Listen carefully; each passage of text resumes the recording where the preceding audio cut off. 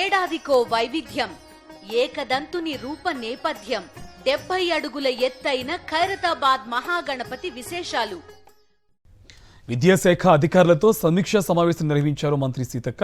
Residential స్కూళ్లలో విద్యార్థులకు కల్పిస్తున్న వసతులపై ఆరా తీశారు. విద్యార్థులే తమ ప్రభుత్వానికి ప్రథమ ప్రాధాన్యతని అన్నారు సీతక్క. వారి సమస్యలు పరిష్కరించేలా అంతా కృషి చేయాలని విద్యాశాఖ అధికారులకు సూచించారు. వర్షాకాలంలో విద్యార్థుల ఆరోగ్యం పట్ల తగిన జాగ్రత్తలు తీసుకోవాలన్నారు. విద్యార్థులు అనారోగ్యం బారిన పడితే ఇళ్లకు పంపకుండా మెరుగైన వైద్యం అందించాలన్నారు. విధుల పట్ల అలసత్వం వహిస్తే చర్యలు తప్పవని అధికారులను హెచ్చరించారు మంత్రి సీతక్క.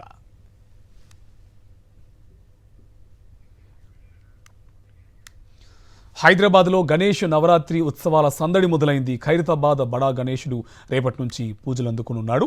పెద్ద ఎత్తున భక్తులు బడా గణేష్ని దర్శించడానికి వచ్చే అవకాశం ఉండడంతో పోలీసులు ట్రాఫిక్ ఆంక్షలు విధించారు.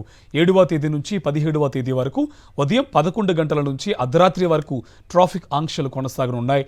వాహనదారులు సహకరిస్తూ ప్రత్యామ్నాయ మార్గాలను ఎంచుకోవాలని పోలీసులు సూచించారు. అలాగే ఖైరతాబాద్ గణేశుడి దర్శనం కోసం వచ్చే భక్తుల కోసం ప్రత్యేకంగా పార్కింగ్ స్థలాలను ఏర్పాటు చేశారు.